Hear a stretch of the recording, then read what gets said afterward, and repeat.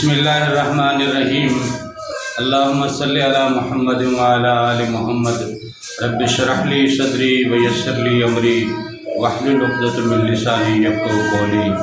السلام علیکم دوستو، میں ہوں ایک عام سا مسلمان فقیر معصوم وارثی۔ دوستو، روحانی تعلیم کا یہ سلسلہ اللہ کے فضل اور کرم سے جاری و ساری ہے۔ آپ تمام احباب کو اس سلسلے میں ہم خوش آمدید کہتے ہیں، اور آپ سب سے یہ درخواست بھی کرتے ہیں کہ آپ اپنے احباب کو اس سلسلے کے ساتھ جوڑیے۔ کیا معلوم کب اور کون سی بات کس لمحے کس کو آ جائے، اور کوئی اپنے رب سے اگر جڑ جائے تو یہ ہمارے لیے بھی اور آپ کے لیے بھی ایک سعادت کی بات ہے۔ روحانیت کے حوالے سے جو کچھ بھی ہم پڑھ رہے ہیں، یا جو کچھ بھی تعلیم ہم حاصل کر رہے ہیں، یا جو کچھ بھی گفتگو کر رہے ہیں، اس کا جو اصل مقصد ہے وہ یہ ہے کہ ذہن منور ہو جائیں، ذہن روشن ہو جائیں، اور دل ہمارے آباد ہو جائے۔ دل آباد تو ہوتا ہے اللہ کے ذکر سے، اور روشن ہوتا ہے ذہن اسی ذکر کے نور سے۔ دل کی آبادی اور ذہن کی روشنی، یہی وہ حاصل وصول ہے جس کی ساری محنت کرنی ہے۔ شریعت نے ہمیں جتنے اسباق پڑھائے، یا شریعت نے جو کچھ بھی ہمیں سمجھایا یا سکھایا، اس کا کیا مقصد ہے؟ صاف ظاہر ہے کہ اپنے نفس کو دنیا کی برائیوں سے روک کے رکھنا، اور اپنے دل کو اپنے رب کے ساتھ لگا کے رکھنا، اور اپنی سوچوں کو، اپنے خیالوں کو، اپنی تمام تر ذہنی کیفیات کو اپنے رب سے جوڑ کے رکھنا۔ یہی اصل کوشش ہے شریعت کی۔ یہ کوشش شریعت نے اپنے انداز میں بڑی خوب کی ہے، لیکن صاف ظاہر ہے نفس بار بار حملہ کرتا ہے، شریعت اس کو بار بار باندھتی ہے، روکتی ہے، نفس پھر حملہ کر جاتا ہے۔ حضور نبی کریم صلی اللہ علیہ وسلم کی حدیث بھی ہے کہ ان الایمان بین الخوف والرجاء، خوف اور امید کے بیچ میں جو ہے وہ ایمان ہے۔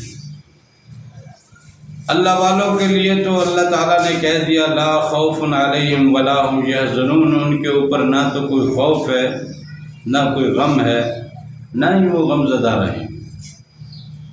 لا خوف علیہم ولا هم یحزنون، اور وہ غم زدہ بھی نہیں رہ سکتے۔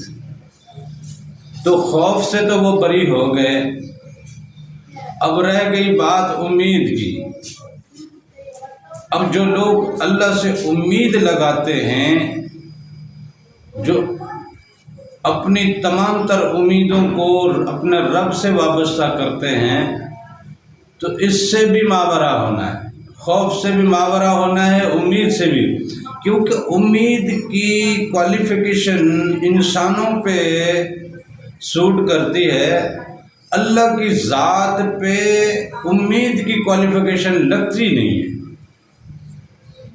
آپ کو امید لگانی کسی انسان سے لگاؤ نا، وہ انسان ہے، امیدوں پہ پورا اترے نہ اترے۔ آپ کیا کہو گے کہ ہمیں اللہ سے امیدیں تھیں لیکن اللہ ہماری امیدوں پہ پورا نہیں اترا، یعنی یہ بھی آپ کفر میں چلے گئے نا۔ اب امید سے بھی ماورا ہو جائے، خوف سے بھی ماورا ہو جائے، نہ آپ کو خوف رہے، نہ آپ کو کسی قسم کی اللہ پہ ہوتا ہے یقین، کیونکہ اس کے علاوہ کوئی کرنے والا نہیں ہے نا۔ اس کے علاوہ کون کرے گا؟ ہر چیز کا قادر وہ ہے، ہر چیز پہ قدرت اس کی ہے، ہر طرح کی طاقت اس کی ہے، ہر طرح کے معاملے اسی کے ہاتھ میں ہیں۔ اب اگر اس سے ہم نے وہ یقین والی کیفیت توڑ دی اور امید والی کیفیت باندھ لی، تو یہ امید کی کیفیت بندوں سے ہوتی ہے، رب سے نہیں ہوتی ہے۔ رب کے ساتھ تو یقین کی صورتحال ہوتی ہے، اور یقین وہاں سے ٹوٹ گیا اور امید میں ہم چلے گئے تو یعنی ہم پھر ایمان اپنا کھو بیٹھے۔ لہذا ایمان جو ملے گا آپ کو، خوف سے نکل جاؤ، جہنم کا خوف، ناکامی کا خوف، یعنی خوف کا معاملہ کیا ہے آپ کا؟ یعنی جس مالک نے آپ کو بنایا ہے اس مالک سے آپ کو لگن رکھنے میں کوئی خوف کی ضرورت ہے؟